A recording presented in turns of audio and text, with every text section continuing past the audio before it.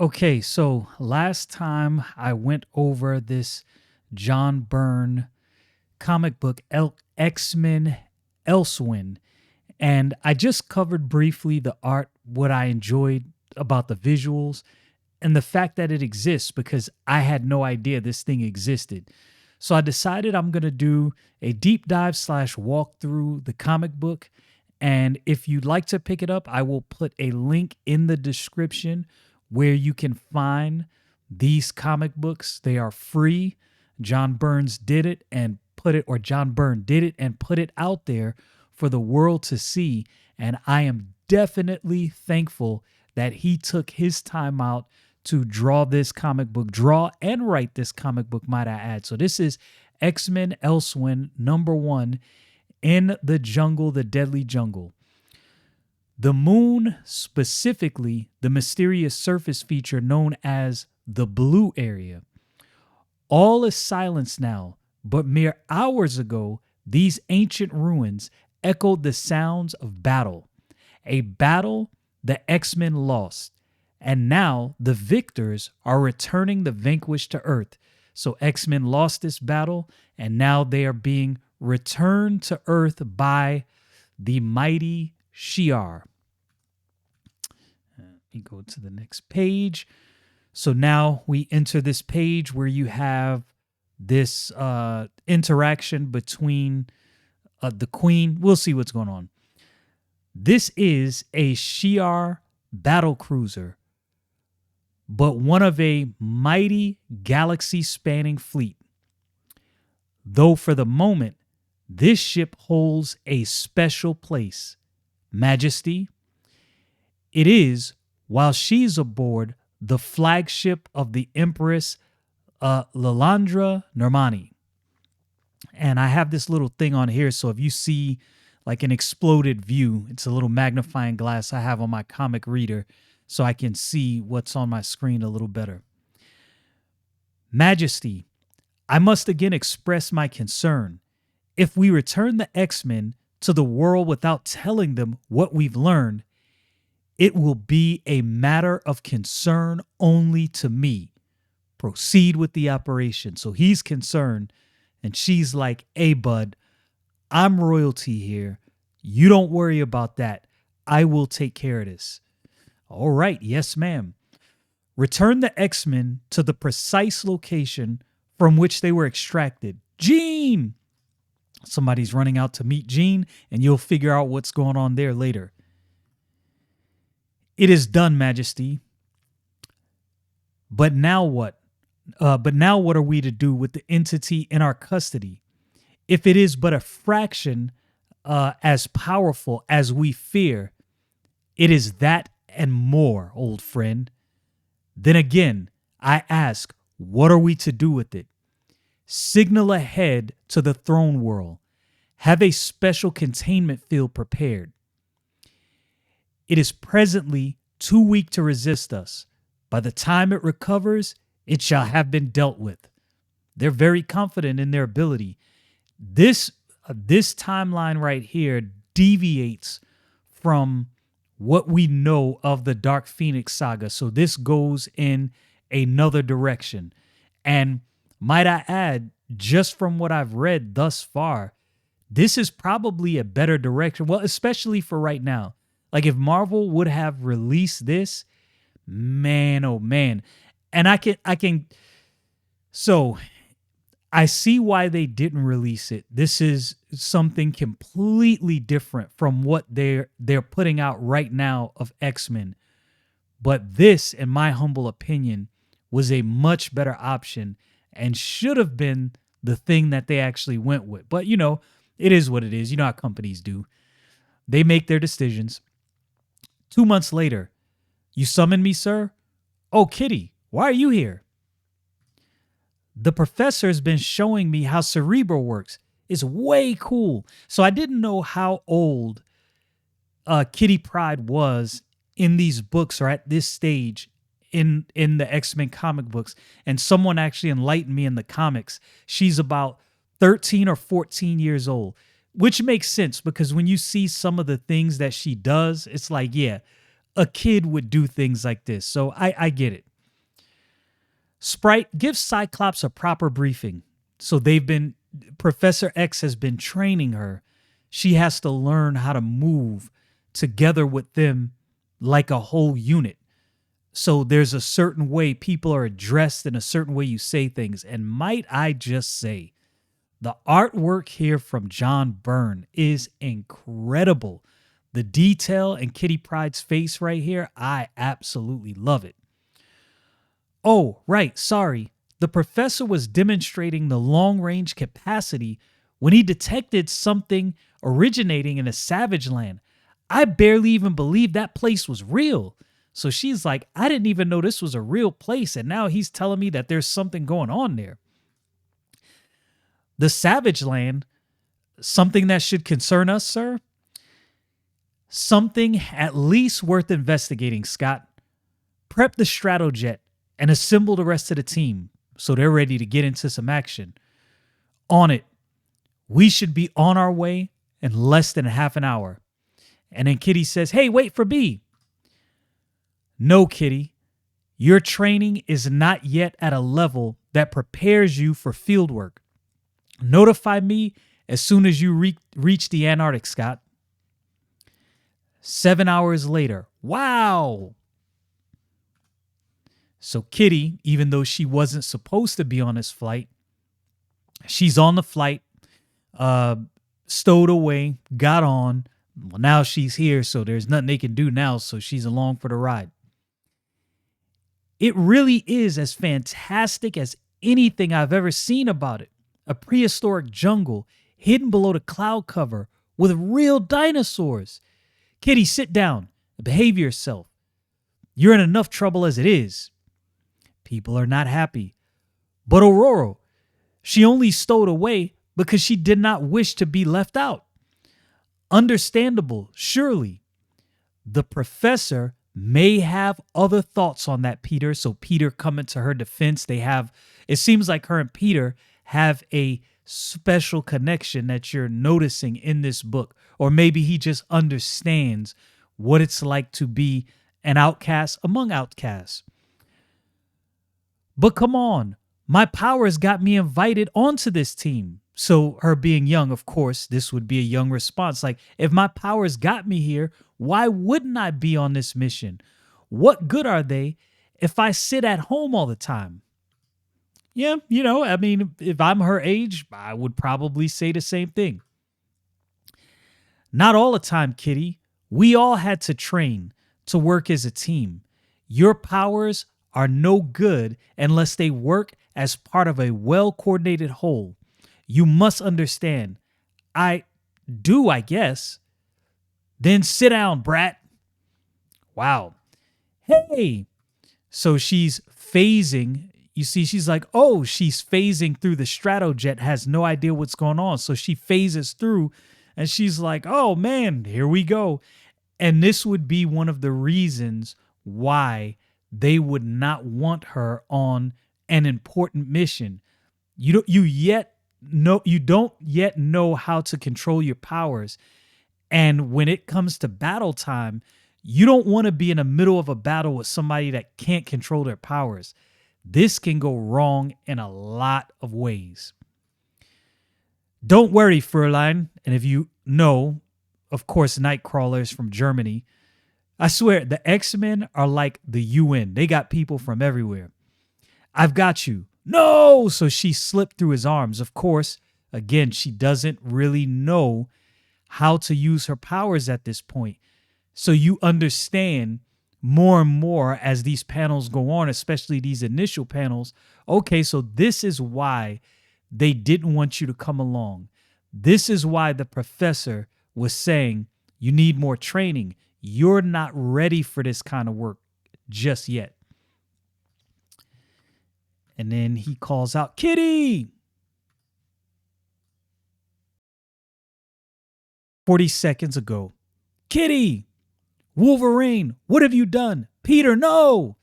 So, of course, Peter coming to her defense. He's coming to Wolverine like, what have you done? Like he did something. No, it's her power. She doesn't know how to really use them yet. Hold tight, everyone. I'm going to execute an emergency turn. And that Stratojet, man, looking good. Look out for somewhere we can land. 40 seconds later. Kurt, where's Kitty? I had her, but she fell through my arms. She fell through the jungle canopy. So, Wolverine, are you sure? I'm sure. Her scent is on this grass. But it stops here? It's like the jungle just swallowed her up. Scott, you cannot track her? Don't even think it. In the savage land, that's all too possible.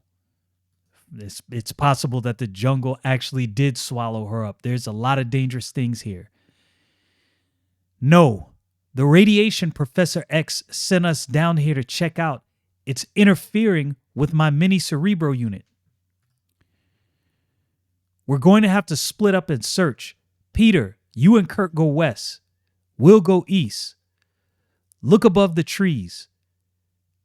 Pterodons, and they're circling something. Always something going on in the savage lands. They're like savage land buzzards, but that means something is dying or dead. Scott, if it's Kitty, it's not. He's sure it's not her. Carl Lycos? Cyclops, is that you? I cannot trust my senses. And he looks completely disheveled. Whatever he's been through, it's something crazy. After what they did to me, after what who did? Lycos. Watch it, Summers. This could be a trick. Wolverine never trusts anything. And rightfully so. A lot of times his instincts are definitely correct. I do not think so. Look at him, Wolverine. The man has been through heck. Of course, she said something else. You can read. And I suspect it's not the savage land alone that did this to him.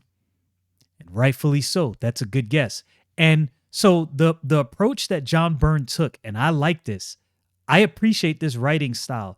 He took the jump cut approach. Now, he did more explaining his jump cuts. I went over this in a Rippaverse book I covered a few weeks ago. I have a playlist on it, a deep dive into Gooding the Polymath.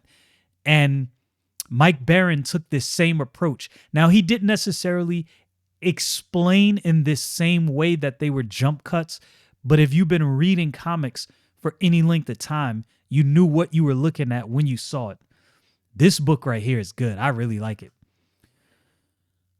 Look away now for a moment. Back to the familiar mansion in Westchester County. And it feels like, you remember those old cartoons where you had like the announcer and it would announce different things going on, like, now we move here and see this. That's kind of the voice that I have in my head while I'm reading this. Kitty! Where Charles Xavier is not happy. He is looking for Kitty Pryde and he cannot find her. Where the devil is she? I cannot sense her anywhere in this house or on the grounds. The phone, the private line. So he's like, who in the world's calling me on the private line? Ah, Dr. Gray. How are you? No, I'm sorry, but I've been able to determine nothing. So he's being asked some questions. And this is from the sister and husband of Jean Grey, if I'm not mistaken. But you must have something, Xavier. This is your area of expertise. You said those aliens had stripped Jean of her powers, but that her normal mental capacities would come back. Keep your voice down, John. We don't want Jean to hear you. You said she might show natural progression here in familiar surroundings, but she's still showing the apparent intellectual capacity of a 5-year-old, a very bright 5-year-old, but And they're worried, and rightfully so, because you got to think about it from their perspective. If Professor X told them, yo, she's going to be back to normal, it's going to be all good, you don't have anything to worry about, but she hasn't returned to her normal state yet, then what's their next worry? Okay, so how do we know her powers are actually gone? And if her powers come back, what if this Phoenix entity is still in her? Then what? Yeah, they're afraid. And again, rightfully so. I'm afraid I have no good news for you, Doctor. The procedure the Shi'ar performed, shutting down the parts of Jean's mind that had become corrupted, is far beyond anything Earth science can imagine. He's like, yo, this is beyond us. But couldn't you ask for help? Don't you know Reed Richards? They say he's the smartest man on Earth. And Professor X is no slouch himself. And he has Beast, who definitely is super duper smart. Was Beast with the team at this time? I'm pretty sure he was. Maybe he wasn't. I'm pretty sure he was. I don't remember seeing him through this book, but I'm almost positive he's with the team. Surely with everything he and the Fantastic Four have seen. And what about my kids? And answer me that, Xavier. If my sister Jean is a mutant, how do I know something terrible isn't going to happen to them? So she wants some assurance. Like, you assure me that my kids are not going to be mutants as well. And the way Byrne drew the anger on her face, you can see the tension in her eyes, how her mouth is kind of, what's the word I'm looking for? Like furrowed up with anger. Yo, that's some skill. Now, of course, there's many artists that do this same thing. I'm just saying the way Byrne pencil work is. Look, if I was running a school for comic book art, if I had a course for comic book artists, there's 2 books I would have right now. Well, 1 book and a set of books. I would have How to Draw Comics the Marvel Way, and I would have X-Men Elsewhen. I would have this printed out, bound just as it is with all the pencil work, and I would be showing this to all my students. You want to be a comic book artist? Study this, and also study this script. This is masterful work. It will be some years before there's likely to be any manifestation, Miss Bailey. By that time, I'm sure we can be prepared. And they're not willing to accept his assurance because already he's kind of led them astray just a little bit. But for now, all we can do is wait and pray. Now back to the Savage Land. I love the way he's doing that. And back in time, some 20 minutes. So you see, this is where you see Kitty Pryde fall through and you see her kind of, phase through the ground. And she says, oh my gosh, I phase the instant I hit the ground without even thinking about it. But now I'm stuck. So she doesn't have a good command of her powers. And again, if you know anything about mutants and how their powers manifest in Marvel Comics, usually when they're young, it comes at moments of great distress.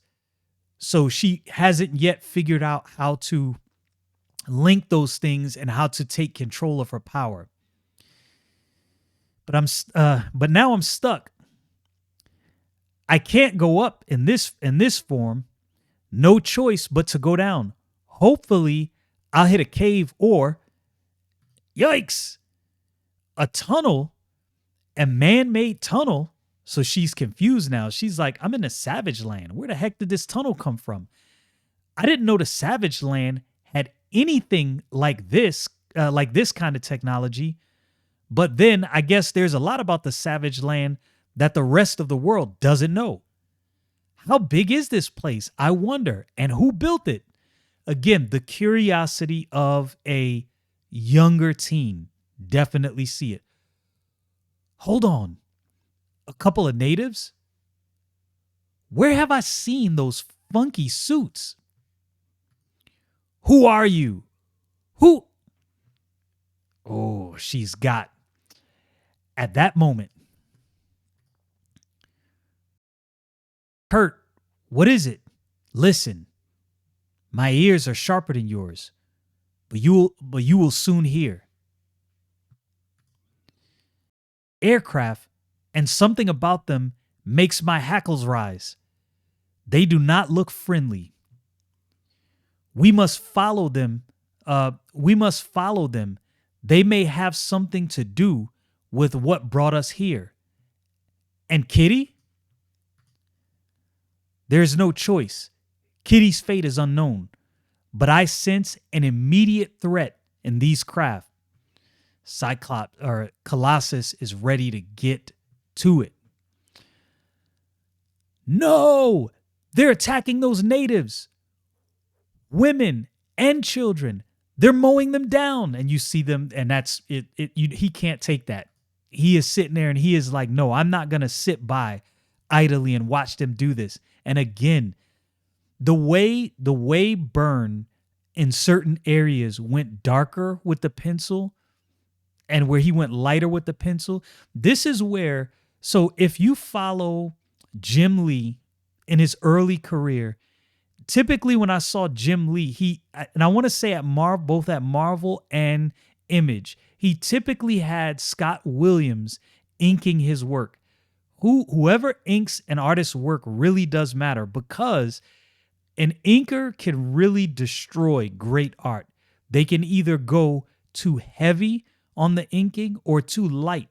So you really have to get an inker that matches the comic book artist. All of these things matter. A lot of people don't understand that these things matter, and you don't realize how much this affects your enjoyment of the book. Those visuals do really affect your enjoyment. But there's something I can do. He's ready to get to action.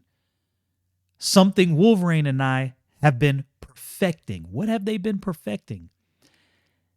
Now, cowards, let us see how you fare against someone who can fight back. And he commenced to ripping this thing apart. I guess maybe that's what him and Wolverine has been working on, how to completely dismantle and destroy some stuff. As I thought, your vehicles are built for slaughter, but not battle. He's neutralized two of us in 30 seconds. And you see the little troops, soldiers, or what have you, inside that next vehicle. Hold your nerve. I'm swinging around.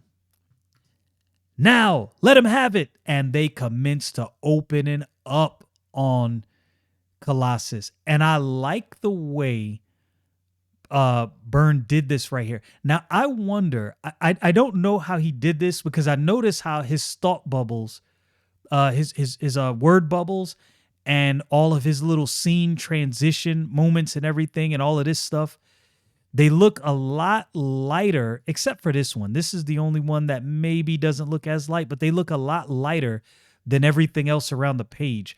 I wonder what he used to do that. I'm not privy to the industry secrets. I'm pretty sure one of you fine artists out there probably already know. Let me know in the comments if you do know. 3 miles away.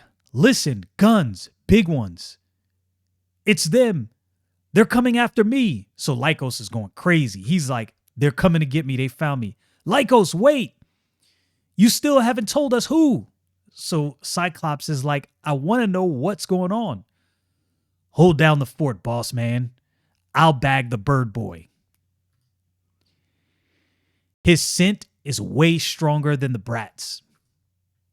He stinks of blood and fear. What the devil has got into him? So Wolverine likes, what is wrong with this dude? He stopped running. Lycos, stay away. For God's sake, stay away. And you see something going on with his eyes. Too late. Too late for you. Ah! So you see Wolverine. He's like, what the heck is going on? He's attacking him. Wolverine is none too happy. All right, freak.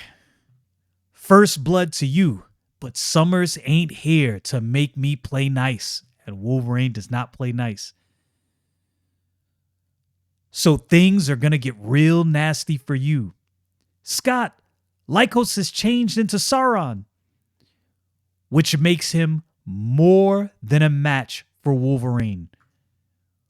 We've got to move fast. So in his mind, he's like, this is going to be an all-out brawl.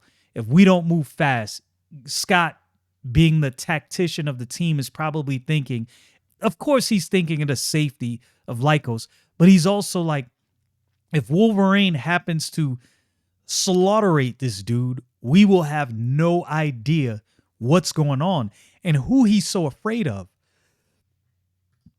Blast! Wolverine is in my line of fire. I can't get a clear shot of Sauron. Leave it to me, Cyclops. So Storm takes to the air. She's getting ready to handle business. I can get above him. Be careful. Don't let him make eye contact. The Weather Witch. Release him, monster. You know how Storm talks. In my mind, I'm hearing a Storm voice from the X-Men animated series. Oh, I will release him. And you see his eyes kind of go crazy. But first, his eyes. It takes less than a single heartbeat. And he is on Storm. And so he throws Wolverine, and he's done something to mesmerize her, working some kind of fear in her brain. And what she sees of Wolverine is not what actually is. And suddenly, Aurora is no longer seeing her teammate of the past few years. Instead, she sees all the horrors of her worst nightmares compressed into a single shrieking form. And she is going to go bonkers. Storm! No! Sauron has used his hypnotic zap on her. She's not seeing Wolverine anymore. But I'm still seeing Sauron, so Cyclops blast him. Bang! Got him. He's going to get him up out of there. Sorry, I went ahead. Didn't mean to. So Cyclops got him. The river, the current, it's sweeping him away. So he shot him and he went into the river. And now you see this panel where Storm, like, she's right there with Wolverine, but that's not what she's seeing. And she is going absolutely crazy now. And Storm, I can't imagine what Sauron made her see, but she is reacting instinctively, unleashing her full power. Now you have to realize Storm is an Omega level mutant. So if Storm unleashes her full power on somebody, oh, it is not going to be a fun sight. I don't even know if Wolverine could survive that. So Cyclops is trying to figure out, like, yo, I don't know if Wolverine can survive this. So she zapped him, obviously calling in lightning.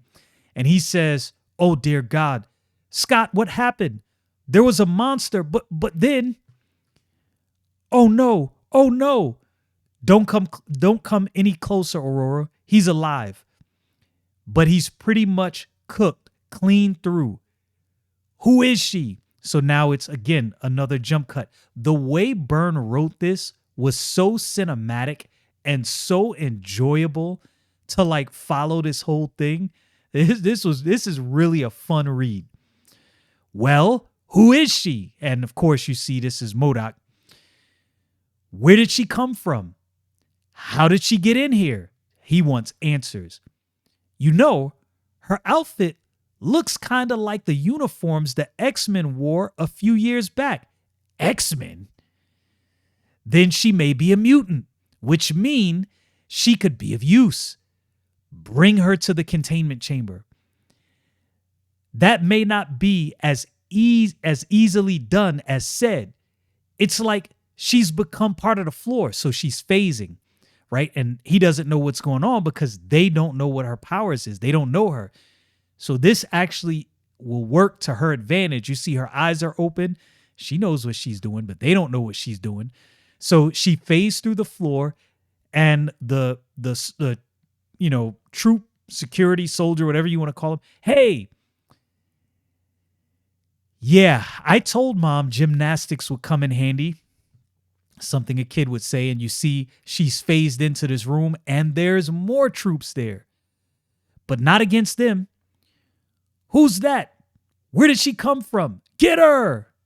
So she is like, oh my goodness, time to beat a fleet retreat. Only that's not what the X-Men would do, is it? So now she's trying to think like a hero, like the X-Men would do. She wants her mind to be in that, in that state, because she wants to prove herself as a kid. That's what a kid would do. A few minutes ago, Cyclops, those thunderclaps, they sound like Kurt. He's getting closer. So he's teleporting, trying to figure out where they are. And then, he teleports in. There you are. I was only guessing you were in this direction. Kurt, have you found Kitty? No. But Peter and I have found, mein Gott, is that? So he's like, oh my goodness, is that Wolverine? And there's nothing we can do for him. We'll have to leave him and hope his healing factor takes care of him. Lead us to what you found. Hurry, it will take longer on foot. Then I shall travel my way, Storm takes to the sky. Oh, so she sees all of these people. Those natives, they've been massacred. They're all carrying food bowls, as if they came here expecting to be fed. As if they're lured here to be killed as sport. These crashed aircraft have no crew. Aurora, are you okay? Is Peter here? Not when I arrived, only this killing field. I've got a feeling this won't be the worst we'll see. Looks like he went this way. Just then. Okay, they've never seen me before, so they don't know what I can do. So they're all going to grab her, and she's just phasing through everybody. They have no idea what's going on. And if I cut through the walls, there's no way they can chase me. She executes her spontaneous plan without flaw until she steps through into a seemingly limitless chamber. Then an involuntary gasp escapes her lips, and she feels her knees go weak because she's entered this vast room, and she's like, what is this place? I have no idea what's going on. What the heck is this? At that moment, 300 yards away, this place goes on forever. Who could have built it? Shh, quiet. I know those suits. Advanced Idea Mechanics, AIM. The professor showed me a SHIELD dossier. They're about as nasty as anyone gets. If they're behind this, I don't think we can play stealth game anymore. We need to find Peter fast. Finally, he was ready. He said some action. And so Nightcrawler begins to pouncing on these dudes. He was ready. Storm says, "Get clear, Nightcrawler. After what we've seen, I am in no mood to be subtle." Storm is ready to go to town. Nightcrawler says, "Beautiful. Those suits may protect you from my lightning, but not my wind and water." She is taking care of these dudes. Taking care of business. My bad, didn't mean to go ahead. Okay, I know who you are. And from what I've read, you ain't bulletproof. So he thinks he has the drop. He's got the gun on her and he's like, I got you. She's not. And as long as I'm around, she doesn't need to be. Cyclops blast that fool. Blasted him in the next Wednesday. Enough! MODOK comes in. Oh, what? Some kind of hypersonic. I feel as if my skull is going to burst. MODOK came in there and they were not prepared for that. It is the X-Men. Grab them. Take them to the containment.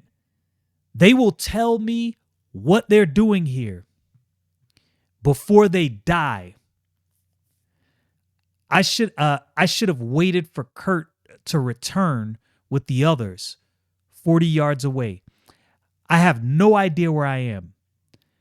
I must revert to my human form. Like this, I can move more silently. Wait, what? Kitty! Peter! Oh, you big lug, I'm so glad to see you. Kitty, what are you doing? Don't spoil the moment, you big bear. We've got to find the others. I've seen something. So she's like, I have seen something that the rest of you need to see. We need to find everybody else quick. Meanwhile, their arrival here cannot be a coincidence. I'm so close to the apex of my plan, and a swarm of mutants invade my facility. They have almost certainly come to interfere.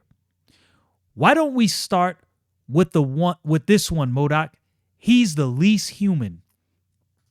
So they're ready to pounce and experiment and torture.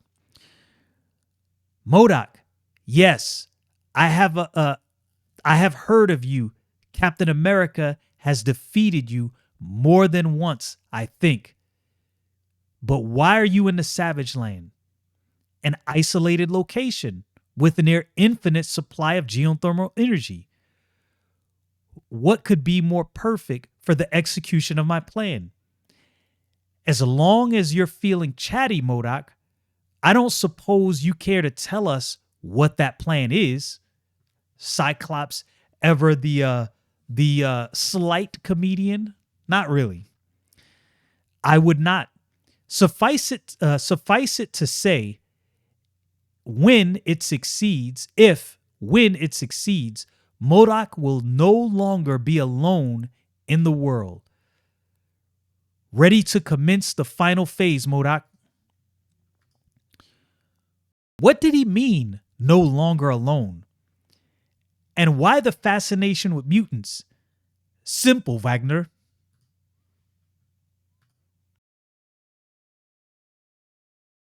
Lycos, good God, man. You look worse than when we found you. What happened to you? They pulled me out of the river after you shot me down, Summers. They resumed experimenting on me. Wagner is quite correct. MODOK is fascinated with mutants and non-mutant variants like myself, like him. He's trying to create a wave of transmutation radiation that will cover the globe, that will change the unborn children into versions of himself, a race of MODOKs. Of course, right? Every villain is, semi-obsessed with creating, either a subjugated world or in this case, a world of people like him. Lycos, I think he's dead. Kitty, you're alive. Sure I am. And right now, I'm betting you're glad I'm not stuck up in Westchester. Am I right? You've got to get out of here. There's some kind of damping field that's preventing our powers from working. Damping field? Okay, I'm out. Oof. Oh, ow.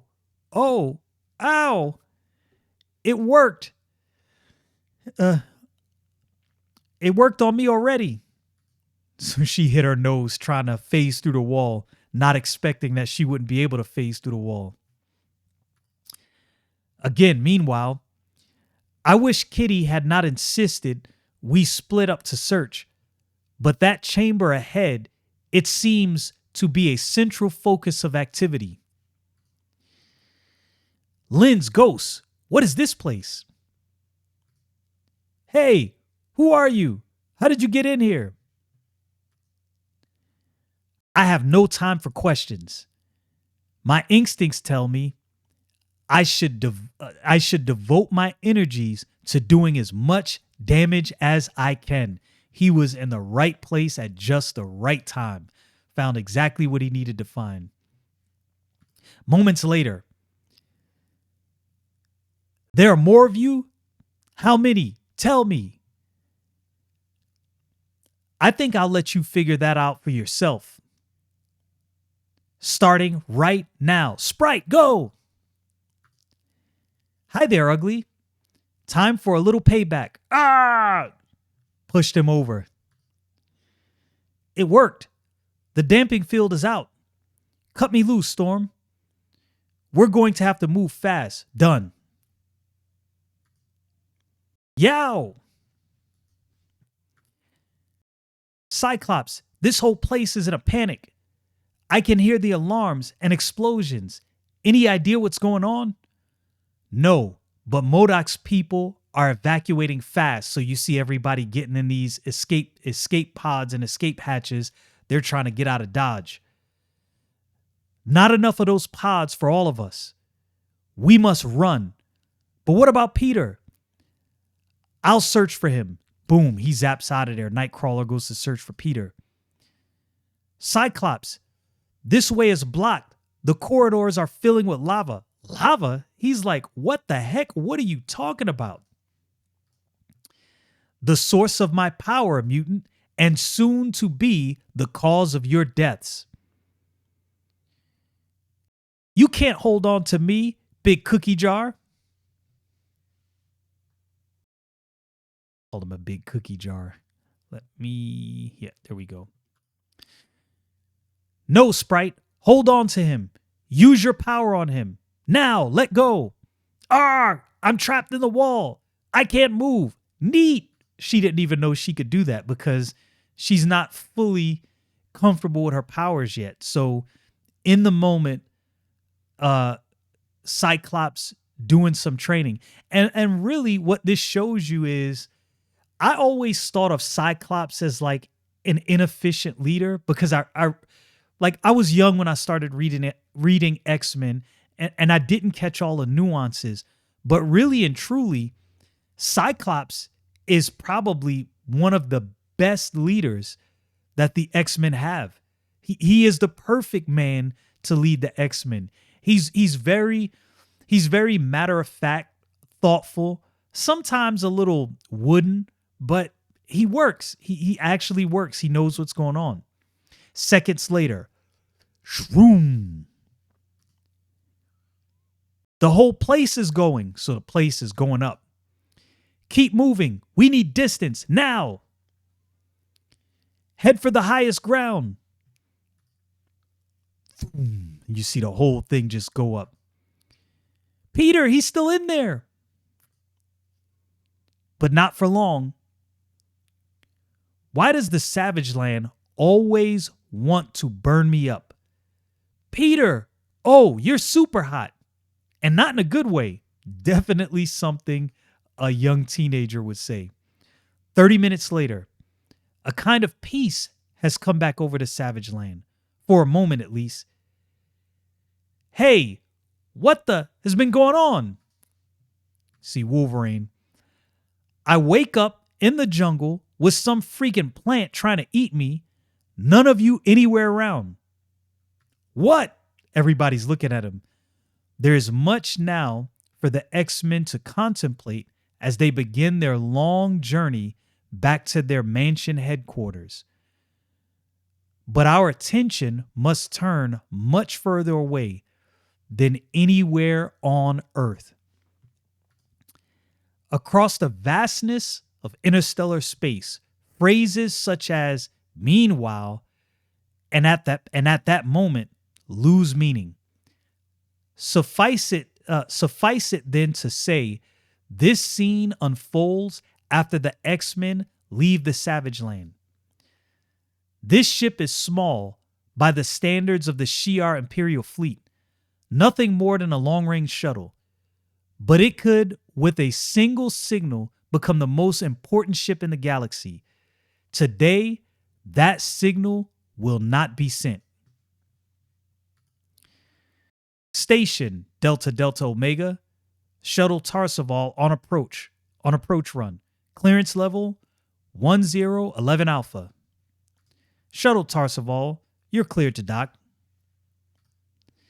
Follow beacon 395. Akan, what is happening? We had no warning. Patience, Tyrell. We'll soon find out. Majesty. Commander Aiken, take me to the prisoner. But Majesty, we're not told of your coming. The facility is not fully prepared. I did not ask if it was. Lead the way. There's still much work to be done, Majesty. This was a mining colony, which provided the infrastructure needed. But the necessary reinforcements have proven challenging. We're, after all, dealing with a force that has never before been thus contained. Excuse me. I did not come so many light years to hear excuses, Akan. Where's the cell? There, Your Highness. But you must approach no closer. Excuse me. I hope you're not giving me an order, Commander. It is my intent to approach much closer. Open it. For Lynn and Dave, Pathfinders. Next issue, Prototype. Man, when I tell you that was an absolute action-packed thrill ride, I did not realize that I would so love a book that was just penciled. No inks, no colors.